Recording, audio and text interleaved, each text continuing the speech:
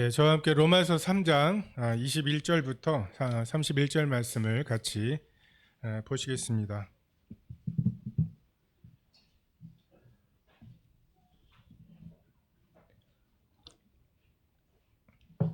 로마서 3장 21절에서 31절입니다. 한 절씩 교독하도록 하겠습니다. 21절 제가 읽겠습니다. 이제는 율법 외에 하나님의 한 의가 나타났으니 율법과 선지자들에게 증거를 받은 것이라.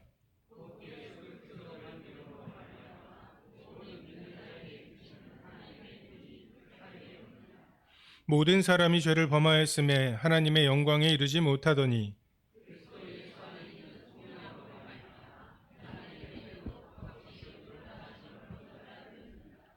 이 예수를 하나님이 그의 피로써 믿음으로 말미암아 화목제물로 세우셨으니 이는 하나님께서 길이 참으시는 중에 전에 지은 죄를 간과하심으로 자기의 의로우심을 나타내려 하심이니.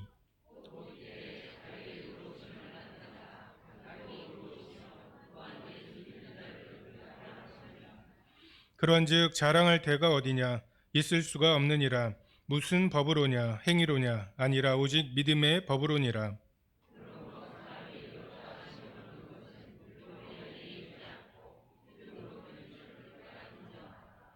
하나님은 다만 유대인의 하나님이시냐? 또한 이방인의 하나님은 아니시냐? 진실로 이방인의 하나님도 되시느니라.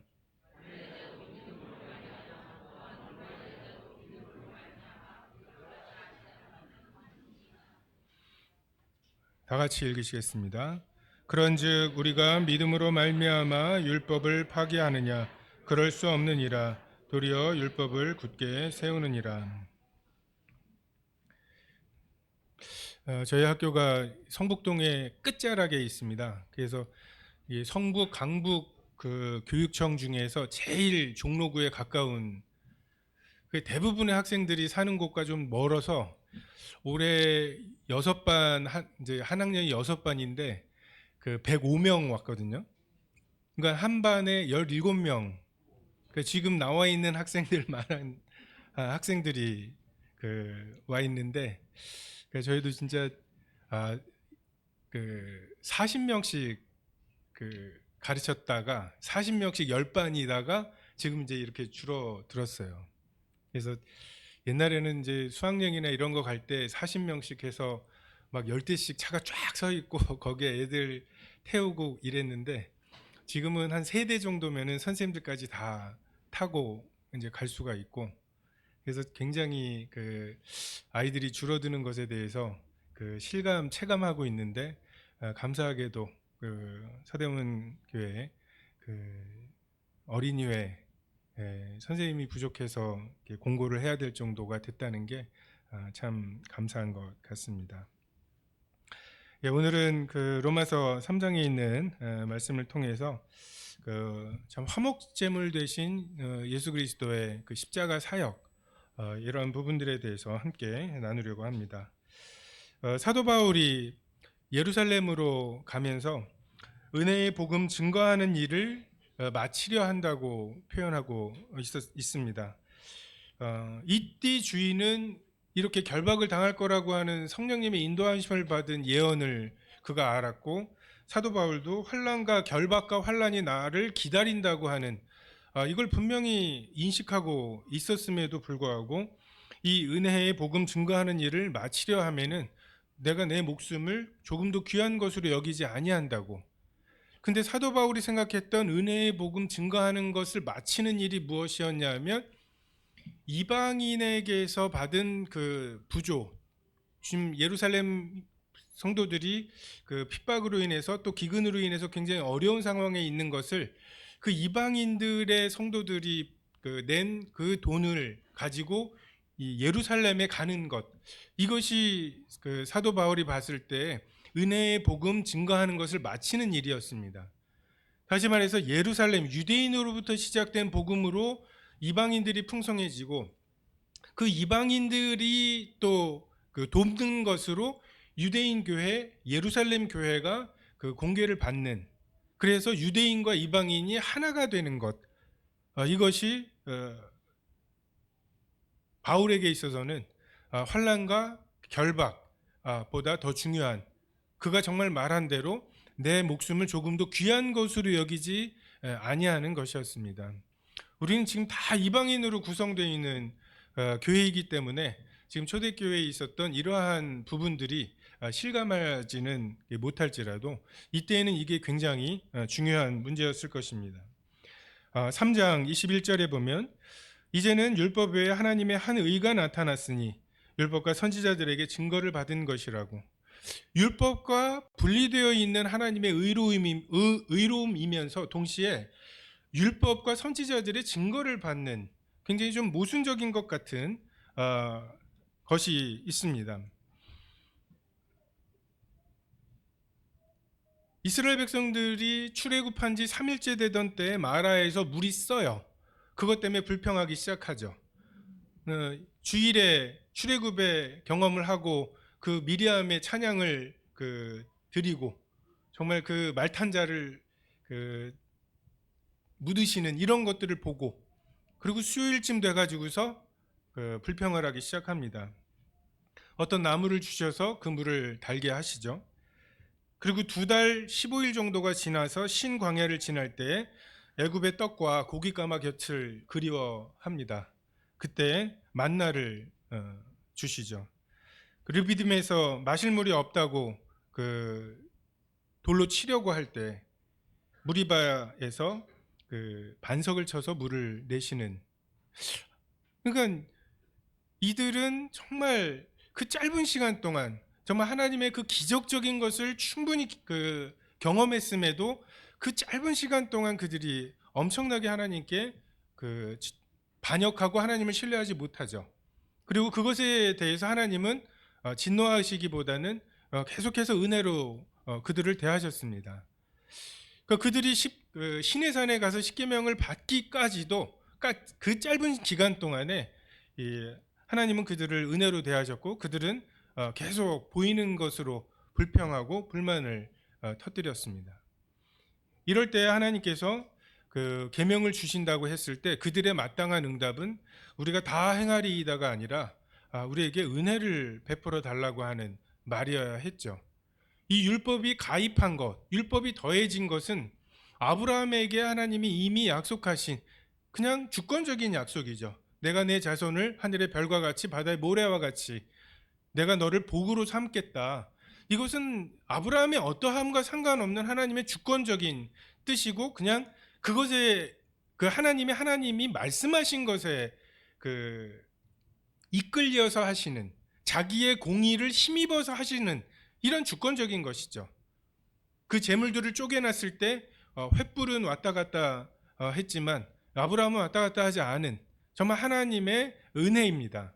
근데 하나님께서 이 이스라엘 백성들을 시험하실 때 그들이 자기의 죄성, 내가 이 하나님의 법을 지킬 수 없다고 하는 것을 이해하고 하나님의 의로움, 정말 율법 외에 다른 하나님의 의로움을 구하기보다는 우리가 그것을 다 지켜 행하겠다고, 마치 탕자를 그렇게 될 줄 아셨음에도 유산을 주어서 내보내시는 것처럼 이들에게도 이들의 소원대로 율법의 시대를 주시는 것이죠.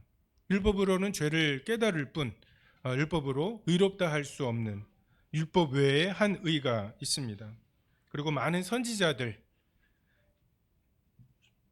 성경의 기록들을 통해서 이스마엘과 이삭 중에 이삭이다, 에서와 야곱 중에 야곱이다, 그리고 유다와 다윗과 솔로몬으로 이어지는 하나님의 법, 그 와중에 라합과 이방인이었던 라합과 룻이 포함이 되어 있는 것을 통해서 증거하시는, 이스라엘 백성 중에서는 하실 수 없는, 그 과부 중에서도 사르밧 과부, 이방 과부죠. 나아만 장군이 고침을 받고 그 하나님의 이방인에 대한 뜻이 없어진 것이 아니라고 하는 것을, 그 흔적들을 계속해서 보여주시고, 그리고 하나님이 직접 오실 것을 말씀하시죠. 그의 근본은 상고의 영원에 있느니라. 그래서 하나님께서 이 구약의 여러 선지자들을 통해서, 기록들을 통해서 여러 모양과 여러 부분으로 말씀하시고, 모든 날 마지막에 아들을 통해서 말씀하십니다. 22절에 곧 예수 그리스도를 믿음으로 말미암아 모든 믿는 자에게 미치는 하나님의 의인이 차별이 없느니라. 예수님이 믿어진다고 하는 것,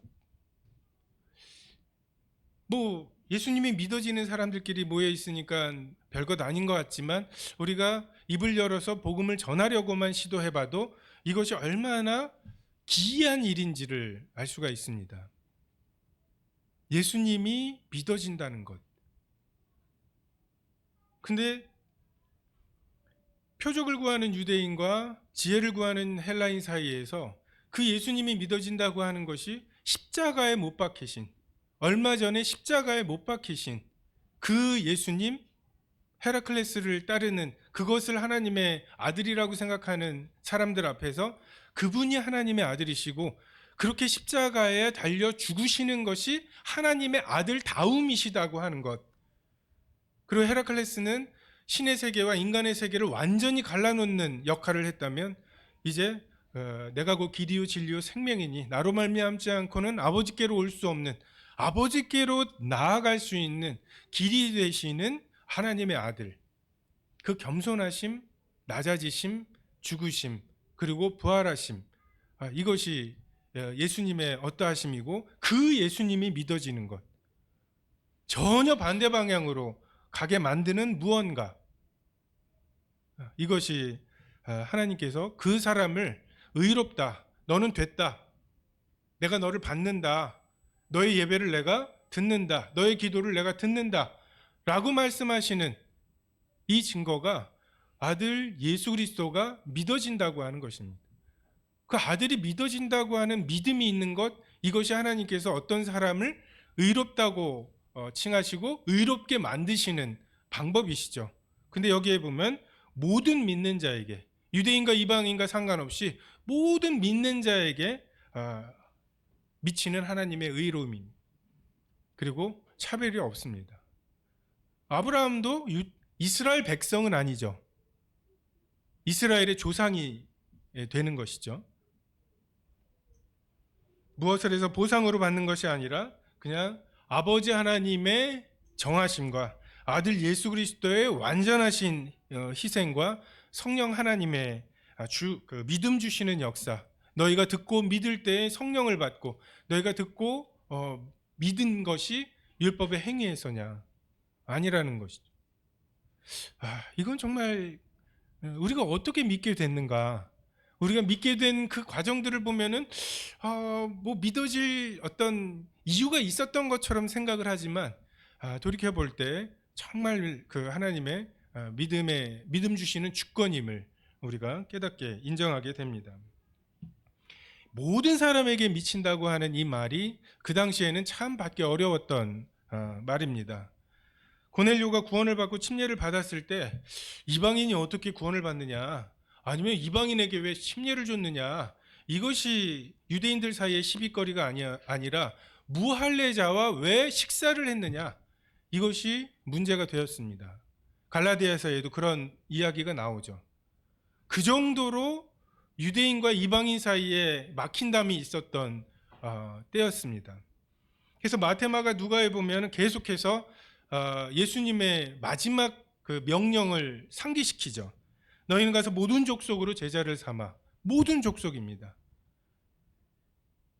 그러므로 너희는 온 천하에 다니며 만민에게 복음을 전파하라고 하시고, 누가복음에도 죄사함을 받게 하는 회개가 예루살렘에서 시작하여 모든 족속에게 전파될 것이라고.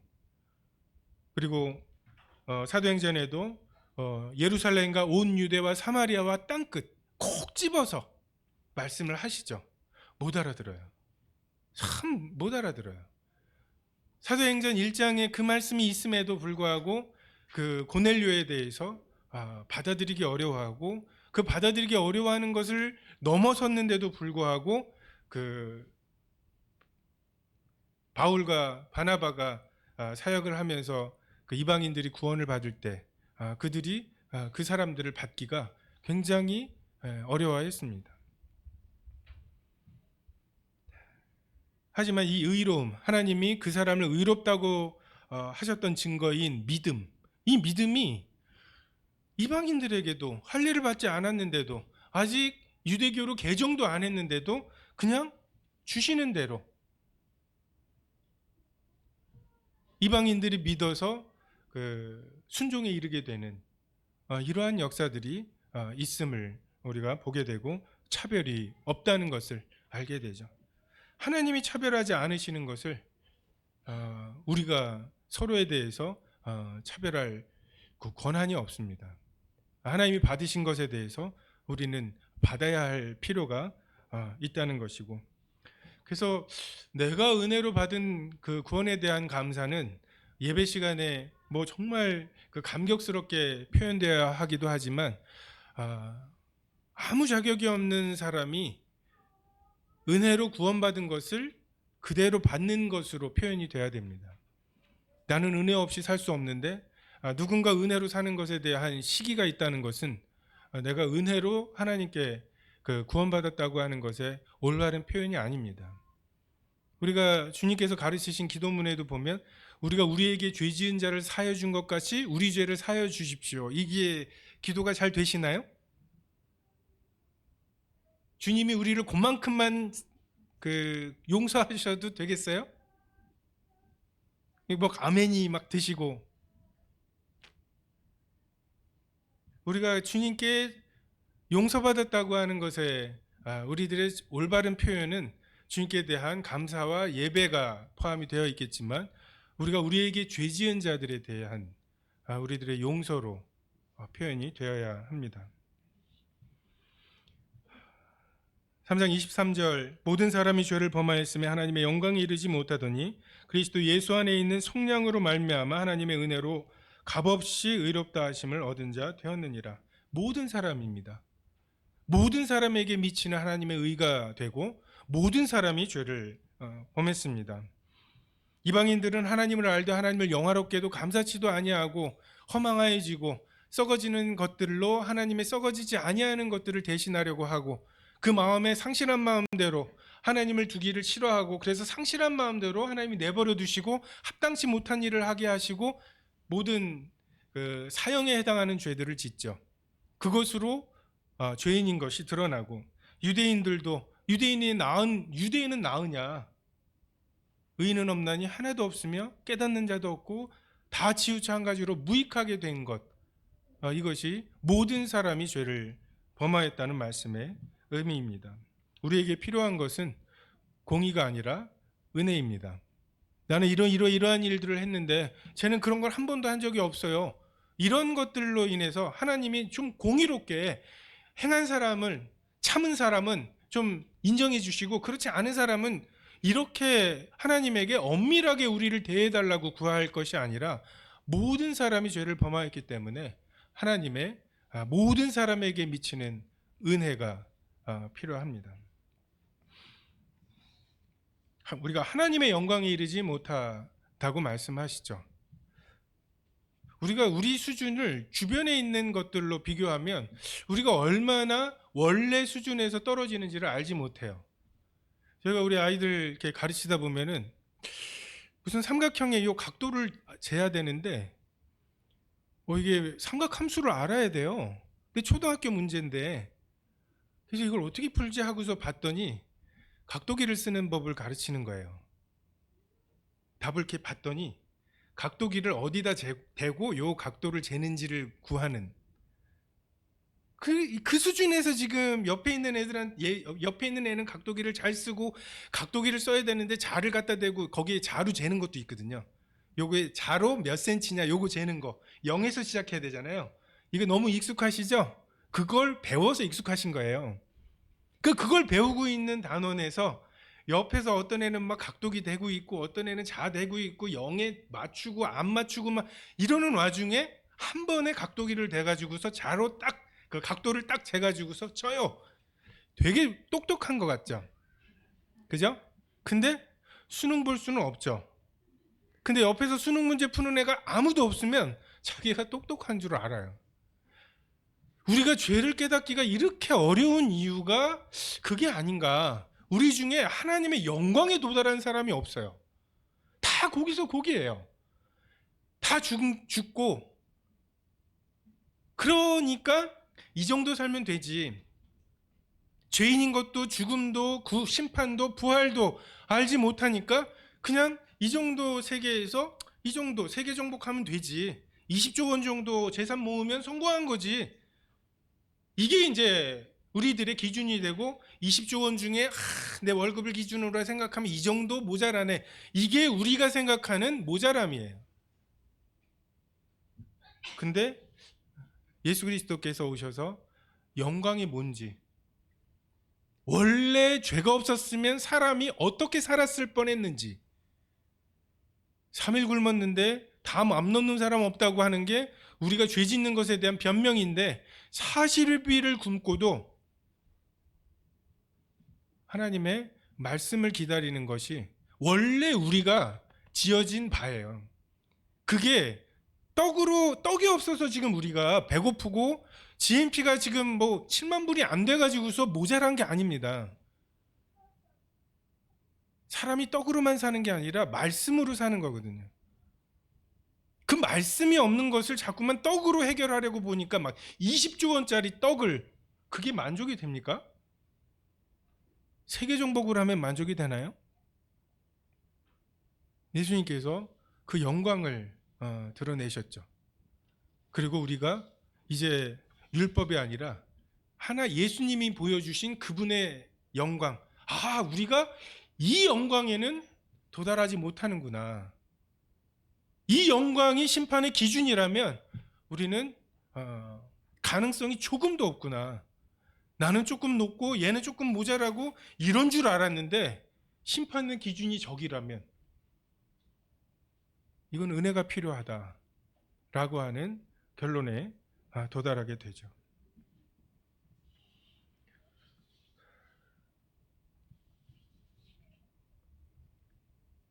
예수님께서 그 영광을 보여주시고 그분의 가르치심 뿐만 아니라 그분의 죽으심과 그 후의 부활과 또 심판의 주인으로 산 자와 죽은 자를 심판하실 분, 이것이 예수님이 부활하신 이유이시죠. 이 기준으로 할 거다라고 하는 것을 보여주심으로 우리가 지금 입고 있는 이 무화과나무 잎으로 만든 그 옷을 벗게 하시고 하나님 앞에 가죽옷을 구하게 하시는 것이 하나님의 방법입니다. 요한복음에도 의에 대하여라 하면 내가 아버지께로 가니 너희가 다시 나를 보지 못할 것이라고.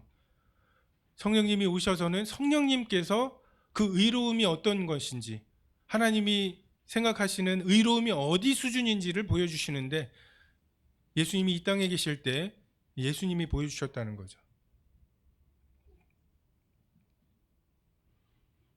하나님의 은혜로 이 일들을 하십니다. 행위가 아니라 그냥 하나님이 주고 싶으신 대로 우리를 구원하시되 우리의 행한 바 의로운 행위로 말미암지 아니하고 오직 그의 긍휼하심을 따라, 불쌍하심을 따라 이 땅 끝에 있는, 이 한국에 있는 우리가 불쌍하셨어요. 그래서 토마스 선교사 대동강에 걸려가지고서 불타 죽은 이런 이야기 있죠. 그 구한말에 보면은 무슨 배가 대동강에 거슬러 올라오다가 모래톱에 걸려가지고서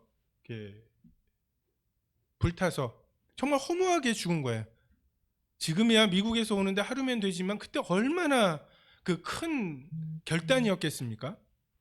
근데 그러한 생각을 가지고 성경을 가지고 왔던 토마스라는 선교사가 그렇게 복음 한번 전해보지 못하고 상륙조차 해보지 못하고 죽어가는 그런 희생을 치르시면서 주님께서 긍휼하니까, 불쌍하니까, 이것이 하나님께서 믿음을 주시는 방법이고 참 불공평한 방법이에요. 하나님 공정하지 않으십니다. 공정하게 하셨다면 다 죽었어야 되는데 주님께서 우리에게 은혜를 베푸신 것이죠. 값없이 의롭다 하심을 주십니다. 아무 값도 치러지지 않아야 되죠. 그래서 우리가 값을 치른 해서는 안 됩니다. 거저 받았으니 거저 주어야 돼요. 우리는 돈 내고서 구원받은 척, 뭔가 헌신해서 구원받은 척 하지 말고, 누군가가 돈 내고 헌신해야 구원받아야 된다고 왜 그렇게 안 하냐고, 왜 쟤는 저렇게 하시냐고. 그렇게 하지 않아야 마땅합니다. 왜요? 값없이 받았기 때문에. 종일 더위를 견디며 수고했다고 착각하지만 아무도 나를 썰어준 사람이 없어서 시장에서 놀고 있었어요. 우리가 그 처지를, 우리가 어떻게 구원받았는지 우리의 처지를 생각하지 아니하면 우리가 하나님 섬기는 것이 기쁨이 아니라 더위를 견디고 수고한 사람이라고 우쭐해하기 시작하고, 그러다 보면 그렇지 않은, 그런데도 은혜 받는 이런 사람들에 대해서 굉장히 그 판단하는 마음, 정죄하는 마음, 그 억울한 마음이 생깁니다. 근데 주님 말씀하시죠. 내가 내 것을 가지고 내 마음대로 할 것이 아니냐고. 너희는 내가 선함으로 나를 악하다 보느냐고.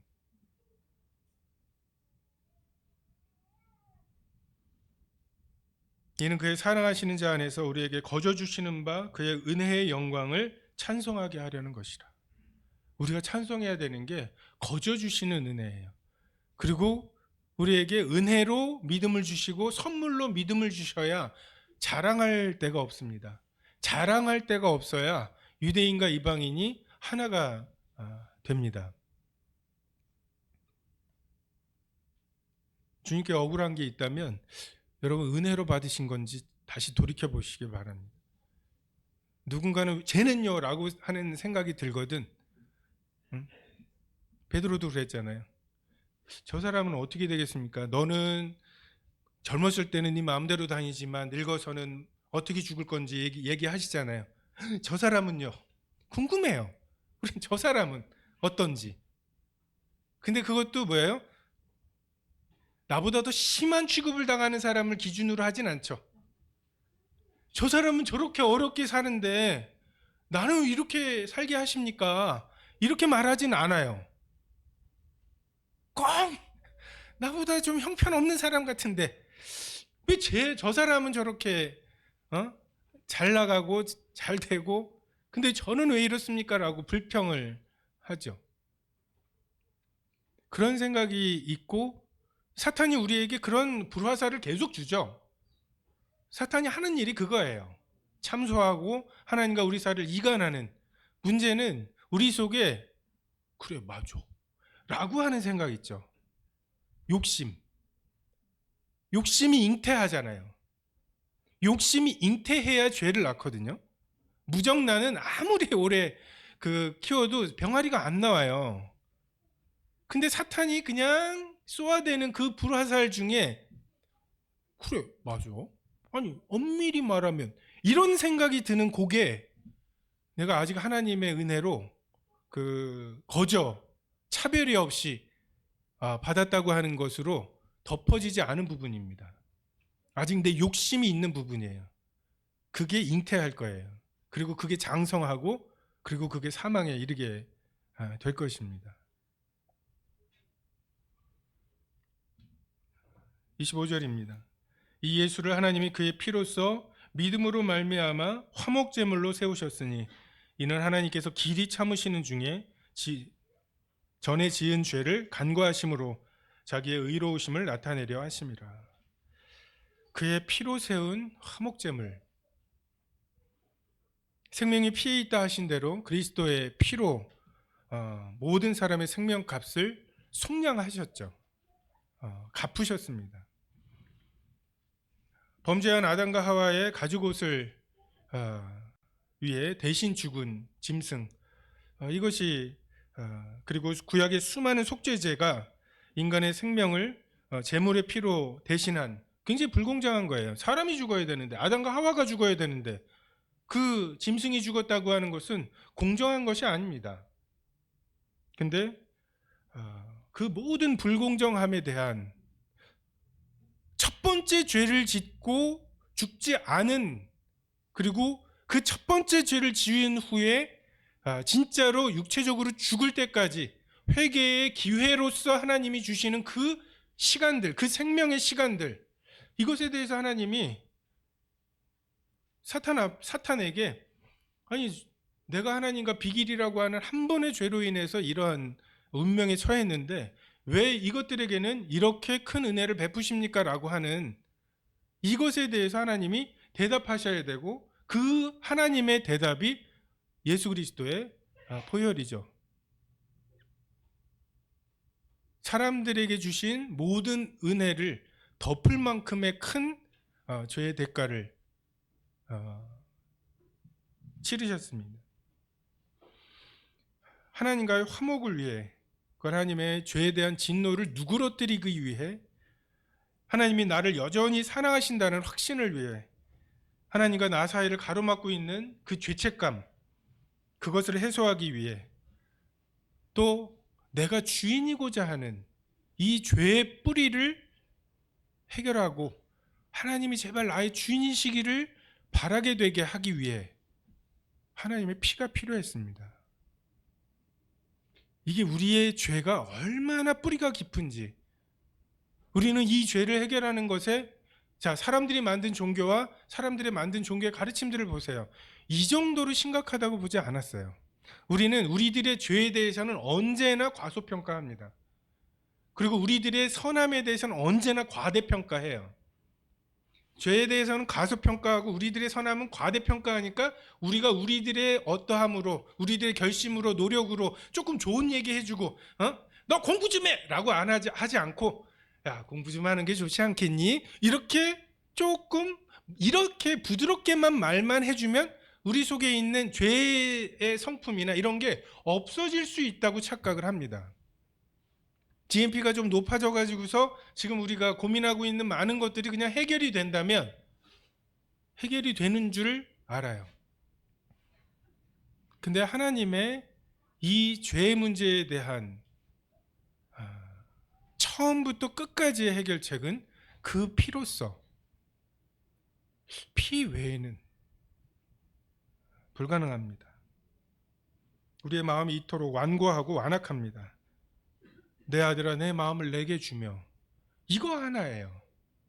예수님, 하나님이 지금 이루려고 하시는 게, 아들아, 내 마음을 내게 달라고. 이걸 하시기 위해서 피가 필요했습니다.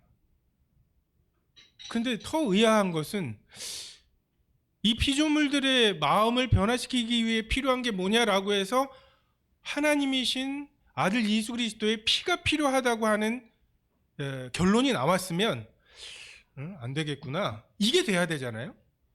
안 되겠구나 하고 그러면 다시 짓지 뭐, 이렇게 돼야 되는데 그렇게 하지 않으셨다고 하는 것이 하나님의 이 사랑, 그 아들의 마음을 내게 향하게 하시기 위한 이 아버지의, 하나님 아버지의 마음이 이만큼, 그 열심이 이만큼 크셨습니다. 그래서 우리가 구원을 받는 거예요. 우리의 어떠함 때문이 아니라, 유대인은 좀 낫고 이방인은 좀 아니고 그래서 구원받은 것이 아니라,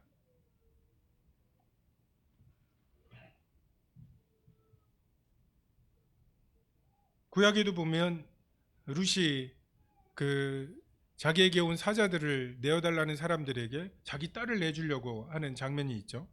그리고 사사기에도 보면 베냐민 사람이 자기 첩을 내주는 것이 있습니다.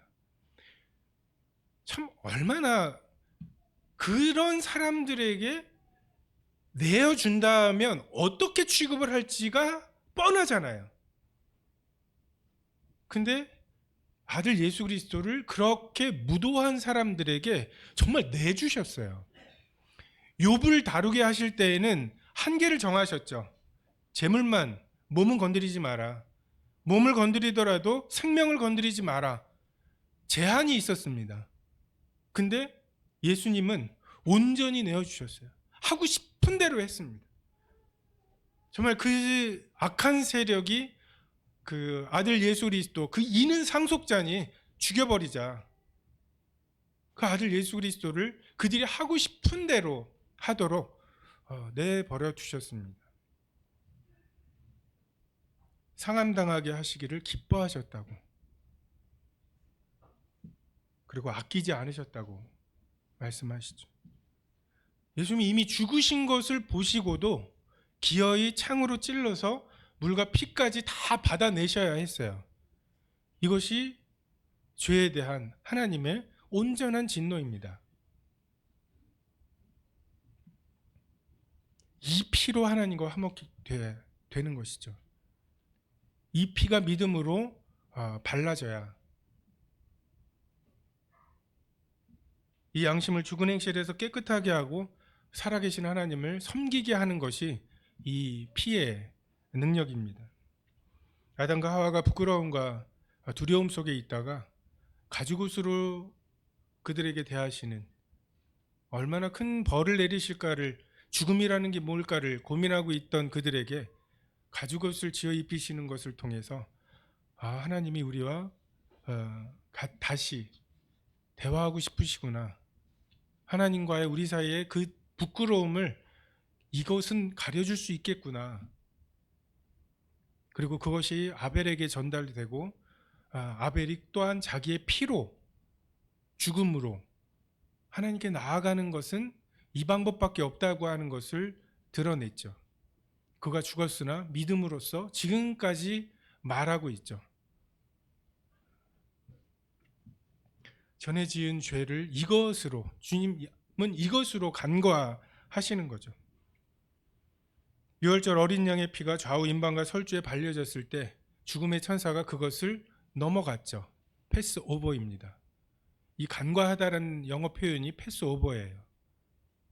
없는 게 아니에요. 그 죄가 없는 게 아니에요. 유대인과 이방인이나 둘 다 없는 것이 아닙니다.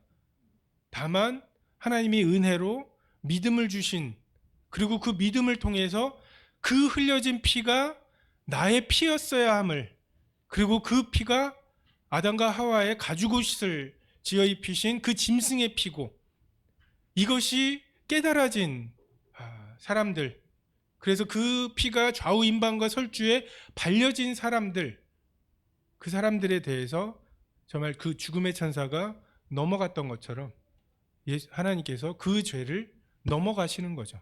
간과하시는 것이. 우리가 하나님에 대해서 이해 안 되는 것들이 참 많죠.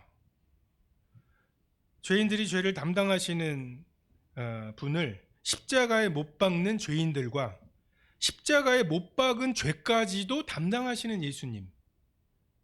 여러분, 이게 우리 주변에 예가 있나요? 이것을 우리 경험 중에 이런 거 있잖아, 이런 거랑 비슷한 거, 이렇게 할 만한 예가 있나요? 죄인들의 죄를 담당하시는 분을 십자가에 못 박는 사람들과 예수님을 십자가에 못 박은 그 죄까지 담당하시는 예수님, 없어요. 우리의 죄와 허물을 기억지 않으신다, 전지하신 하나님이 기억을 못 하신다는 것, 이게 이해가 되나요? 정말 하나님이 계신 게 맞는지가 헷갈릴 만큼 오래 참으시는 하나님. 이제는 개입하실 때도 됐는데, 아니 이건 나는 선하고 쟤는 악한 거 아니에요? 이쯤 되면 하나님이 뭔가 좀 표시를 보여주셔야 되는 거 아니에요? 라고 하는데 끝내 참으시는, 그 아들의 피를 근거로 아들을 피 흘려 죽게 한 자들의 죄를 용서하시는 것. 뭐 이걸 어떻게, 내 아들이 처참하게 죽어서 왔어요. 그 가해자가 있어요. 이 가해자를 용서하시는 근거가 이 아들의 피 흘림이라고요. 이 아들이 그렇게 처참하게 죽은 거라는 거죠. 이 아들이 이렇게 당했으니까 내가 너를 용서한다. 아니 이게 어떻게? 제가 대학 다닐 때 물리 전공하는 애들하고 논쟁을 하다 보면 제가 전도를 받아요. 하나님 안 계신 건가? 그럴 수도 있겠네 하면서 되게 헷갈리는 경우들이 많아요. 그 최전방에서 싸울 때, 그럴 때 제가 다시 이 질문들, 이것은 도저히 사람에게서 나올 수 없는 아이디어예요. 아니 우리에게 있는 창의성이라고 해봐야 배운 것을 몇 대 몇 대 몇으로 이거를 조합을 바꾸는 수준이지 어떻게 이런 아이디어가 우리 속에서 나올 수 있냐는 거죠. 저는 이것이 치유가 됩니다. 복음은 너무나 거룩한 거예요. 완전히 우리와 분리되어 있는 거예요. 이 아이디어가 도저히 우리 속에서 나올 수는 없어요. 아니, 복음이, 기독교가, 성경이 사람에게서 나왔다면 그냥 서로 싸우지 말고 친하게 지내라는 이 정도를 요구하는 걸 거 아니에요.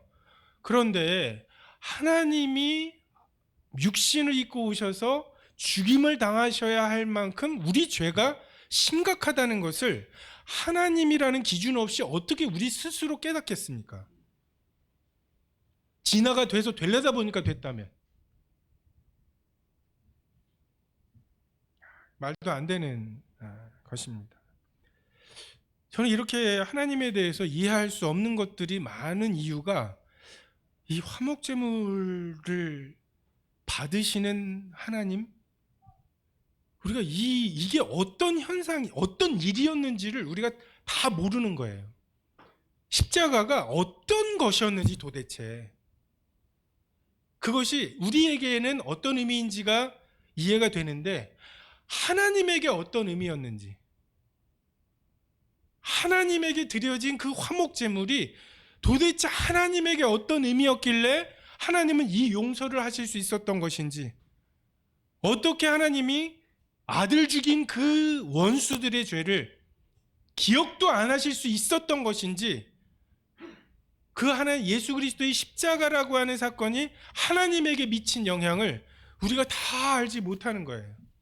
우리는 하나님은 전지전능하시고 처음과 끝을 다 아시는 분이고, 그래서 예수님이 십자가에 달려 돌아가실 때 저러고 6일 6시간 만에 죽을 거고 내가 다시 살릴 거야 이러면서 아무런 감정이나 이런 게 없는 분인 것처럼 생각을 해요. 그냥 어떤 영향력인 것처럼 생각을 해요. 반대입니다. 완전한 인격을 가지신 분이에요.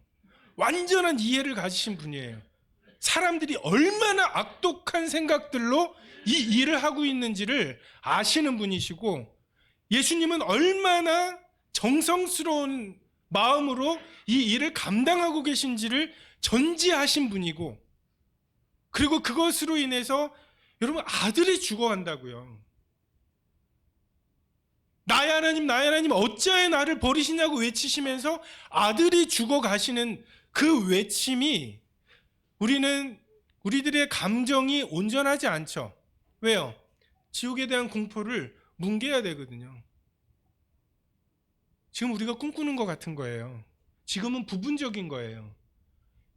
그 모든 감정에 완전하신 하나님이 그 아들에 대한 안타까움, 그 아들을 살리고 싶으신 이것을 매 순간순간 참으시면서 그 6시간을 보내셨어요.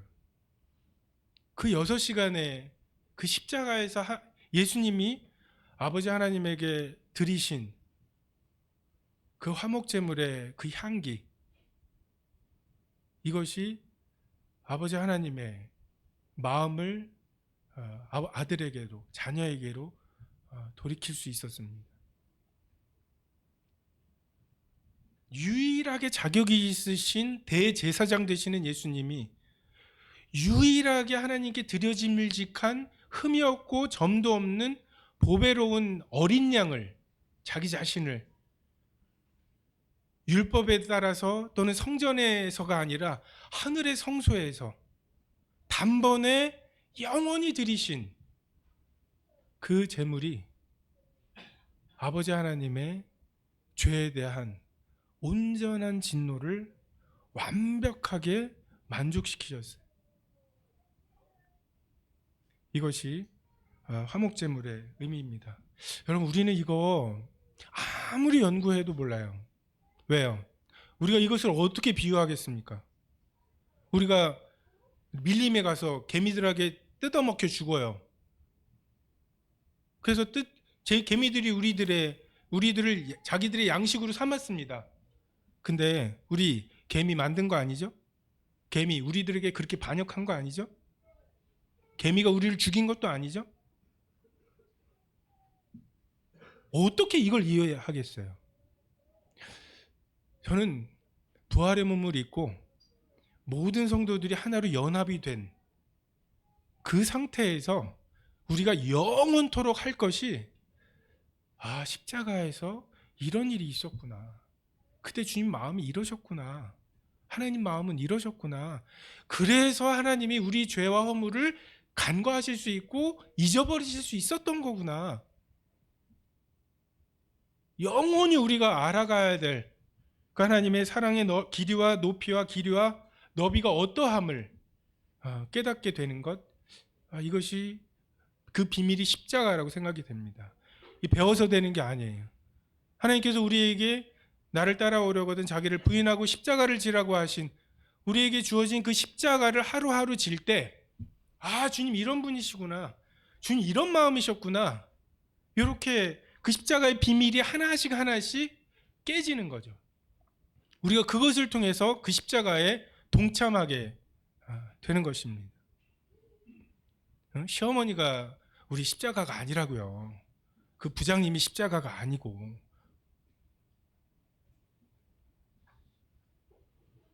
우리는 2000년을 참으신, 참 아들 죽인 세상을 2000년을 참으신 것도 참 하나님의 큰 오래 참으시지만, 주님 십자가에 달리신 6시간을 참으신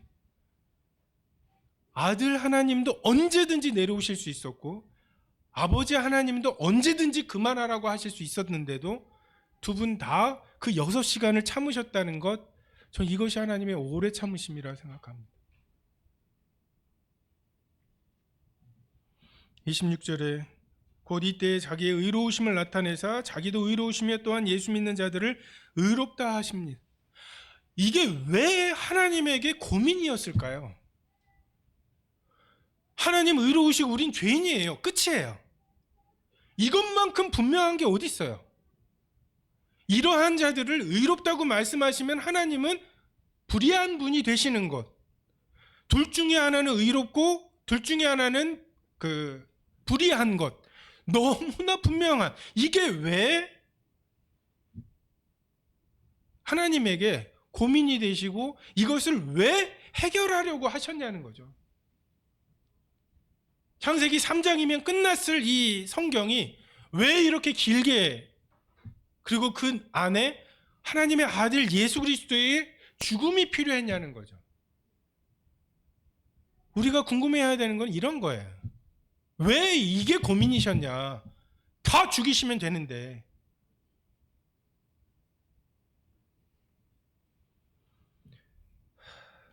곧 이때, 현재, 영어 성경에 보면 present time이라고, 이방인과 유대인을 나누어서 인류의 대표로서 유대인에게 율법을 주시고 하나님을 따르거나 따르지 않는 것에 대한 언약을 세우셔서 그들에게 하나님의 백성으로 살도록 하셨던 그러한 섭리가 있었지만, 지금은 유대인과 이방인을 차별 없이 은혜로만, 긍휼하심만, 믿음을 주시는 것만으로 대하시는 이때에 자기의 의로우심을 나타내시고 또 자기를 믿는 자들을 의롭다 하시는, 이게 하나님의 방법입니다. 자기의 의로우심을 예수 그리스도를 통해 나타내셨죠. 이게 기준이다. 하나님은 우리를 의롭다고 하시고 우리를 그분의 자녀로 받아주시는 일에 좀 힘들지, 거기까지 가기는 힘들지 하면서 낮추시지 않았어요. 기준을 낮추시지 않았어요. 오히려 율법을 굳게 하셨죠. 모세의 말한 바 살인하지 말라는 것을 너희가 들었으나 나는 너희에게 이르노니, 간음하지 말라는 말을 들었으나 나는 너희에게 말하노니, 율법이 굳게, 원래 이 수준이다. 영광에 도달하지 못하지 않았느냐, 이 간격을 어찌하려고 하느냐. 은혜가 필요합니다. 다윗의 자손 예수여 나를 불쌍히 여겨주십시오. 이 고백이 필요하다. 이것이 예수님 만날 준비입니다. 자기도 의로우시며, 십자가는 우리에게만이 아니라 하나님에게도 기쁜 소식입니다. 마음껏 의롭다 하실 수 있어요. 교회를 핍박하려고 오는 그 현장범인 사도 바울, 사울에게 그 자리에서 자기 자신을 드러내실 수 있었습니다. 개종하거나 할례를 받거나 율법을 지키겠다고 하는 서약이 없이도 그냥 믿음을 주심으로 얼마든지 이방인 가운데에서 부르시는 자들, 영생 얻기로 작정된 자들에게 하나님은 이제 믿음을 주실 수 있어요. 성령을 주실 수 있어요. 왜요? 아들 예수 그리스도의 그 속량하신 갚으신 피의 값이 너무나 크기 때문에 죄는 아니죠. 쟤한테 주시는 건 아니죠. 그건 불공정한 거예요 라고 말할 수 없어요. 하나님의 완전한 자유하심, 이것이 아들 예수 그리스도의 십자가의 희생의 의미입니다. 예수 믿는 자들을 의롭다고 하실 수 있는 그 아들 예수 그리스도가 믿어지게 하심으로 의롭다고 하실 수 있는, 얼마든지 부르실 수 있는, 조금 전까지 욕하던 그 강도, 그 강도에게조차도 은혜를 베푸실 수 있어요. 너무하신 거 아니냐고요? 아니라니까요. 너무하신 게 뭐냐면 이 인간들의 죄값 때문에 아들을 주신 게 너무하신 거예요. 그게 지나치신 거예요. 그것도 비싸다고 안 하시고 아끼지 않고 내주셨다는 것이 그게 이상한 거예요. 지금은 하나님은 거침이 없으십니다. 하나님이 은혜 베푸시는 것에 거침이 없으시다는 증거가 무엇입니까? 우리들이죠. 우리 같은 자들이 구원을 받고 예수님이 믿어져서 이렇게 앉아 있는 것, 이것이 하나님께서 은혜 베푸시는 것에 이제 조금도 거리끼시는 것이 없다는 것에 분명한 증거입니다. 27절부터 보면 자랑할 것이 없다고, 이 자랑, 여러분 좀 자랑에 대해서 심각하게 생각해 주세요. 하나님은 자랑에 대해서 심각하게 생각하시거든요. 너희가 그 은혜에 의하여 믿음으로 말미암아 구원을 얻었나니 이것이 너에게서 난 것이 아니요 하나님의 선물이라. 행위에서 난 것이 아니니 이는 자랑할 수 없게. 사랑은 자랑하는 게 아닙니다. 자랑하는 것은 사형에 해당하는 죄입니다. 그리고 그런즉 자랑할 때가 어디냐? 있을 수 없느니라. 이 자랑거리들 때문에 얼마나 많은 판단과 정죄가 일어납니까? 서로 간에. 좀 나은 것 같죠? 지금 저는 우리들과 이 믿지 않는 사람들 사이 얘기하는 게 아니에요. 여러분 여러분, 우리들 사이에 있는, 제가 먼저 와서 사과해야지 라고 생각하는 그것에 대해서 지금 계속 얘기하는 거예요. 사도 바울도 지금 이 엄청난 진리가 결국 로마 교회에 있는 유대인과 이방인이 하나가 되어야 한다는, 반대로 말하면 우리가 자랑하지 않게 만드는 일에 하나님이 십자가를 지셨어야 했다는 거예요. 우리 속에 우리의 자랑, 내가 그래도 이 정도는 했어 라고 말하고 너는 그런 거 없지 라고 말하는 게 얼마나 뿌리가 깊은지를 보여주시는 거죠.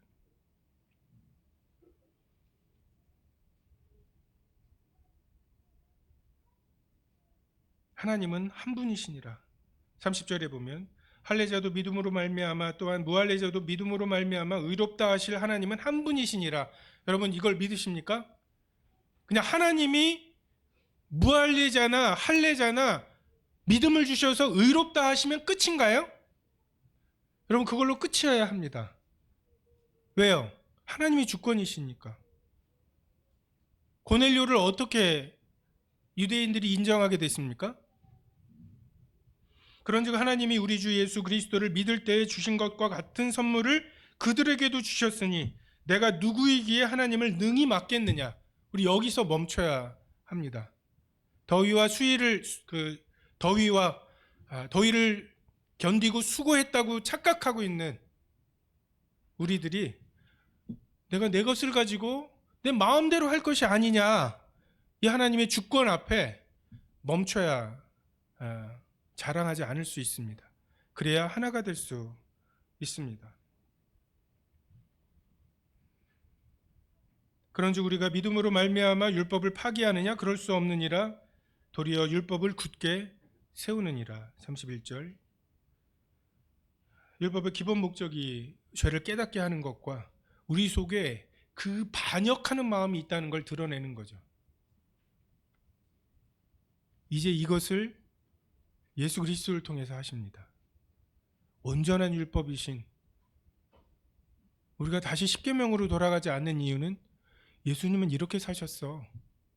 이게 우리 마음에 율법이 될 때 정말 십계명과는 비교도 안 되는 죄책감으로 역사하게 될 것이고, 나 그렇게는 안 살아.